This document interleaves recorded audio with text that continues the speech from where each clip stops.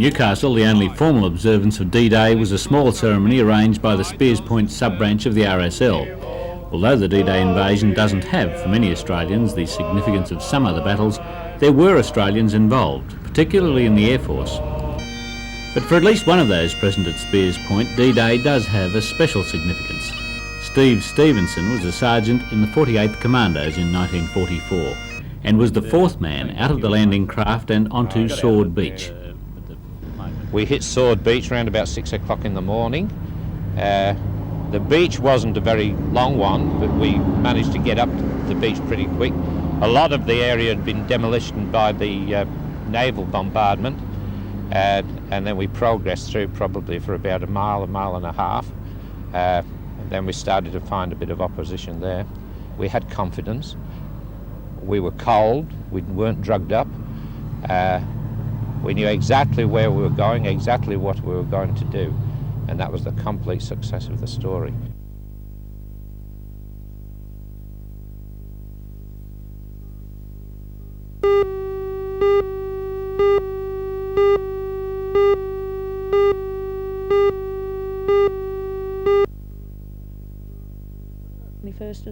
The nurses at Stockton were called together by their association this morning to consider the latest lack of development in their claim.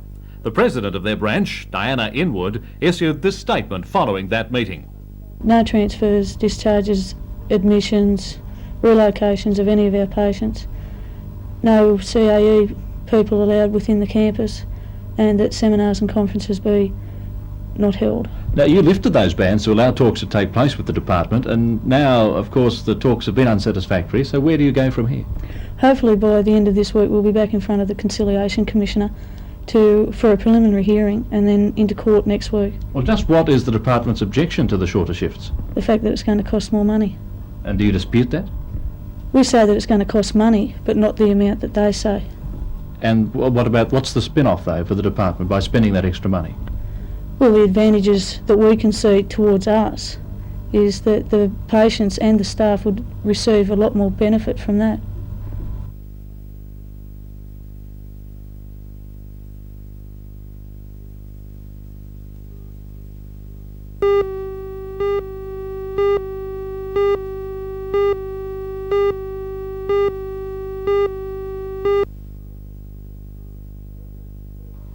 We're very disturbed. We've heard today that the dispute is about to escalate, and there's some talk that there'll be meetings tomorrow at Maitland on the Maitland Technical College job.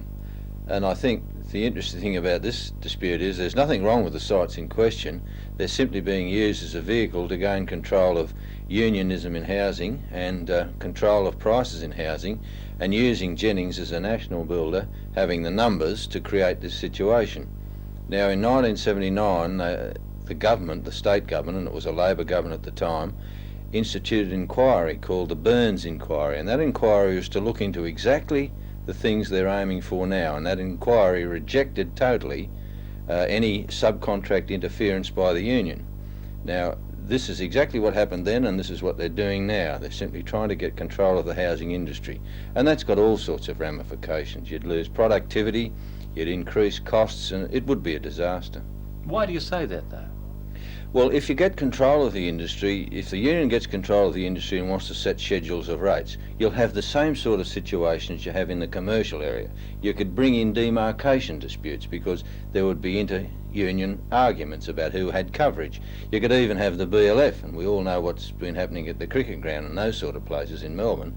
If you have that sort of situation, you've got union control, and where you've got union control, you take away freedom of choice and productivity, because our housing industry is probably the most productive in the world, only because it's allowed to do its own thing.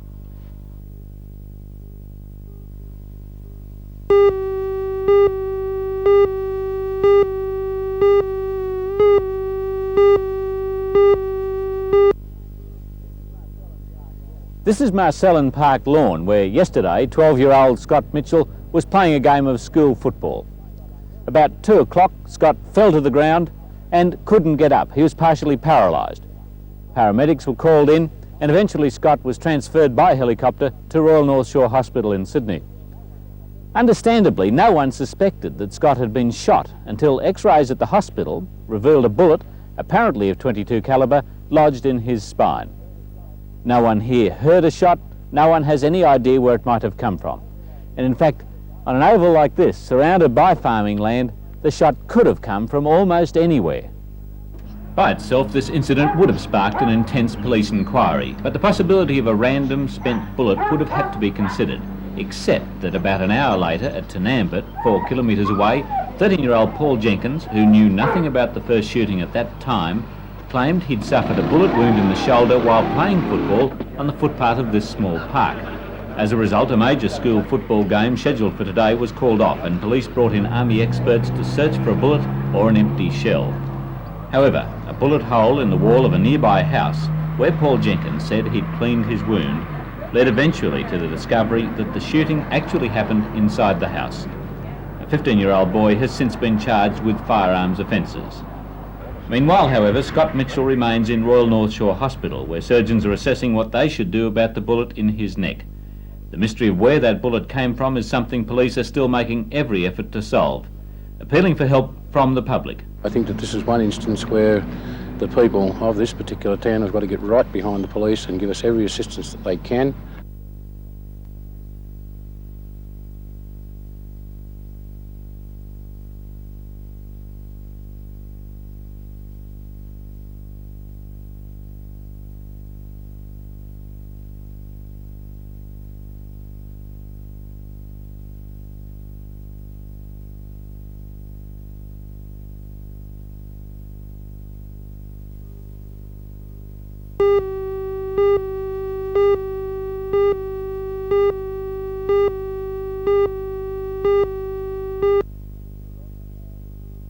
John, after last year we won it fairly convincingly, so I can't see why we can't win it again this year.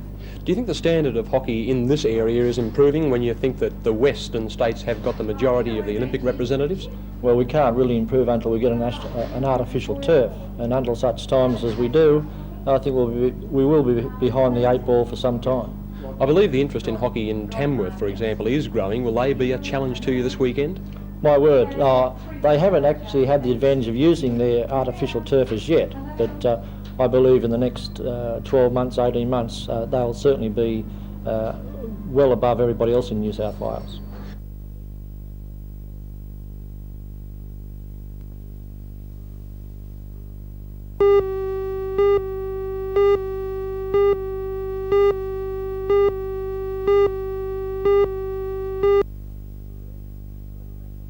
Good evening. Well, it's back to local football in the NBN Carlton Premiership this weekend after a weekend off because of the English game. And the match of the day tomorrow is the Western Suburbs Waratah match. It's the only match listed for tomorrow and promises to be probably the best match of the weekend. These teams have met before earlier in the season. We're actually into the second round, although we do have a deferred match from the first round remaining. The captain coach of the Western Suburbs side sees the return to club football as a bit of a relief. Well, it's fairly easy to captain the Newcastle side. The hardest part about it is the different moves between the different sides, and sort of jumping one day into the next, and you know it does strain you physically at times. Sure. Who's the side to beat? Well, at the moment, Curry. How much of a problem will they be? Well, they're a good side, and Mick Pittman's got them running real well. There's a couple of other sides that are playing well. It's not only a 2-horse race, that's for sure. But I think we can, handle them if we get our team going well enough. Sure. That's in the future. Tomorrow's Waratah, who are another side that's really in good form at the moment. Yeah, they're certainly not the same side that we played in the first round. They've improved a lot. They like to throw the ball around, and they've got a fast back line. Hartley, McLaughlin now. Waratah Mayfield able to turn it away to Tony Chapman. Round a couple of pretty ordinary tackles there. Picked up by Harper. Given away now to Craig McLaughlin. Away to Steve Robinson and score for Waratah. Because of the long weekend, there are matches on Sunday and Monday as well. On Sunday, Lakes United play Cessnock at Carl Oval, Belmont. Macquarie United are opposed to Curry, the leaders, out at Lyle Peacock Field, Toronto. While on Monday, South Newcastle are at home to North Newcastle, and Maitland plays Central Charlestown at the Maitland Sports Ground.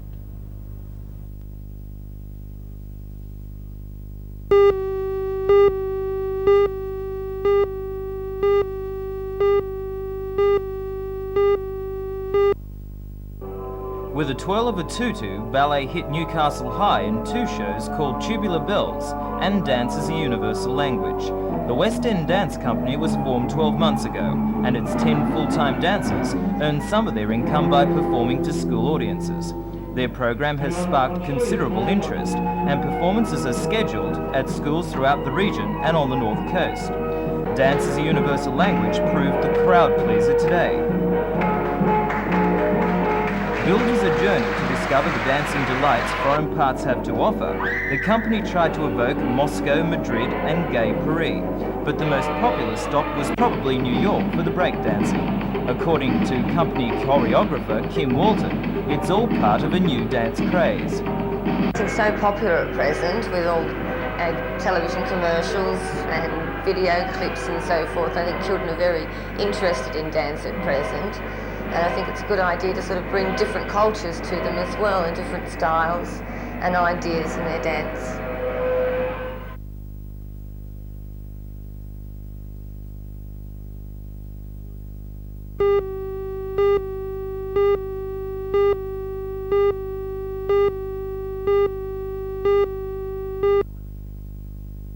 Good weekend and have a good time. I'll put you over to the score recorder to call your names out to go to your ranges. Go over there and that's one I'd like. Good luck, man. I'm bright, isn't he, mate? You did it.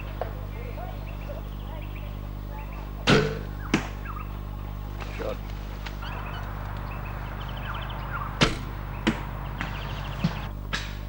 Did you?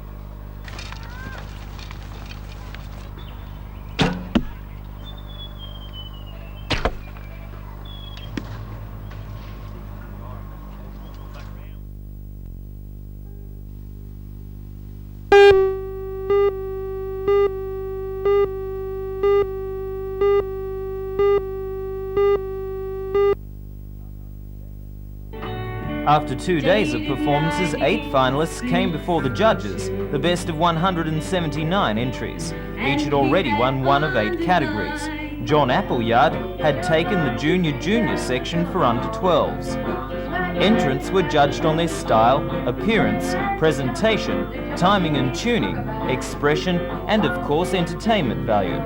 The Hunter Valley Country Music Association, which organises the championships, received more entries for the gospel category than any other. The solo gospel section was taken out by Stacey Rumble. Although the championship is over, the fun isn't, with the public invited to an open-air concert today at the park next to Hexham Bowling Club.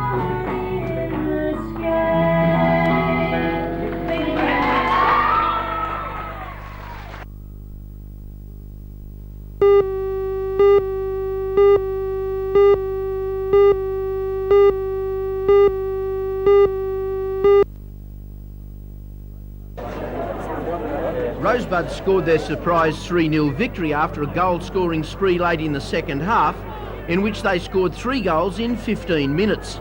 Despite the wet conditions at Adamstown Oval today, both sides played fast and open soccer. The game was a sharp contrast to the last time the two sides met at Adamstown Oval a month ago, when the Slickers annihilated Rosebud 8 goals to 1. Newcastle scored their first goal in the 75th minute, with striker Dean Milosevic netting the ball after some fine lead-up work by Derek Todd. 4 minutes later, defender Michael Bougard latched onto a cross from David Jones to take the score to 2-0.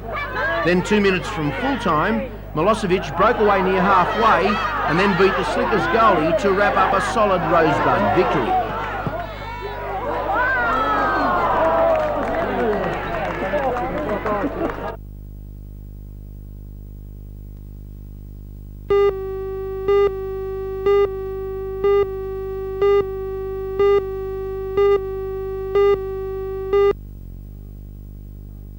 Mr Morris said today 2 people from the government's Department of Housing and Construction would establish an office at the Master Builders Association premises in Lambton, purely to advise and receive application forms from Newcastle people on the first homeowners scheme. He called it a step in the right direction in the region's drive to have autonomous government bodies established in the city.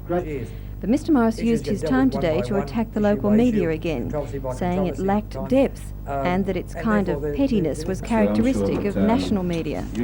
We can't afford in a place like Newcastle the kind of pettiness, the kind of sensationalism that characterises national media, because eventually our only strength is ourselves and our own collectiveness, and we can't bust it apart. Technically, the media will only sell papers if they divide us. If you and I are having a big brawl, they'll get a lot of coverage, and it'll sell a lot of media. But if we're all friends, well, that's pretty boring. Now, that's big in Sydney and Melbourne, but in Newcastle, that's damn dangerous. And I think it displays a lack of maturity and a lack of depth. Mr Morris has been very outspoken on what he sees as the media's role in Newcastle, criticising it for centering attention on the type of controversy which has plagued Newcastle Council of late. But in a grievance debate in Parliament recently, Mr Morris added fuel to the type of controversy he says the local media should not headline. I didn't put it on its front page, it's put on its front page.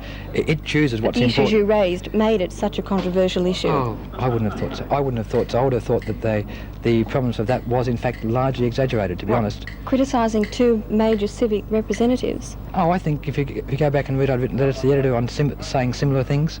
It had been a matter that had been canvassed for some time. I merely packaged it into a single statement of 10 minutes. In a grievance debate, grievance debates are aimed at saying, do you have a current grievance in your area? And I in that case, I did have a current grievance, and it still is one. But while Mr Morris says Newcastle Council is not functioning properly, he has thrown a spanner in the works which could bog down Newcastle Council in another argument over the newly elected Community Bicentenary Committee. Mr Morris has written to the Newcastle Council suggesting it abort the new committee and start again. Such a suggestion has already been debated in Council, and Mr Morris's input is sure to raise the matter again, delaying the new committee's role in the meantime.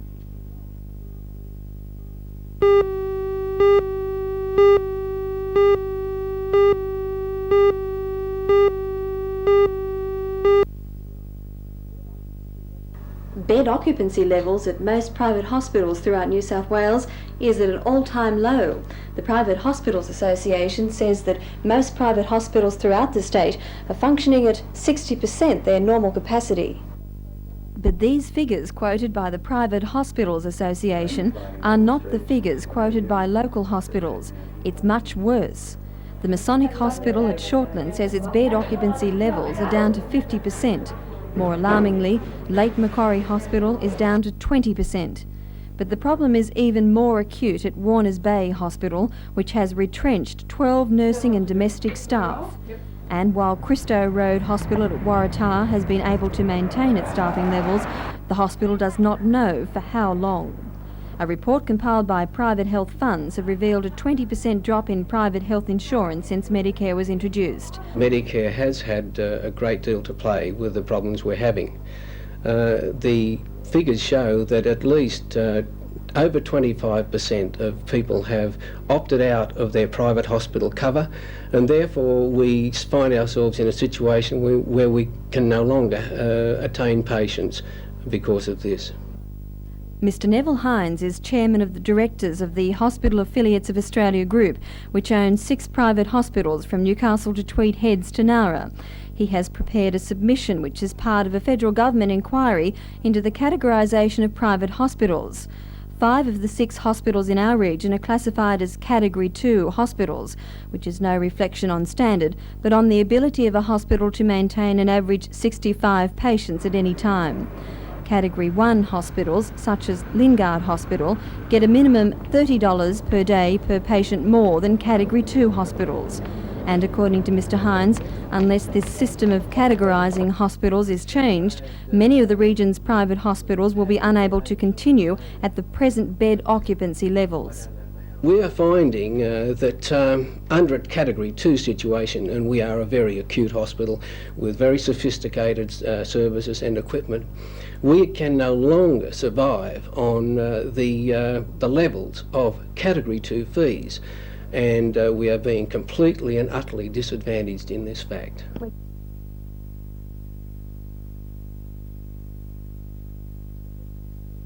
The best we can, and we've had to retrench, and this is a fact.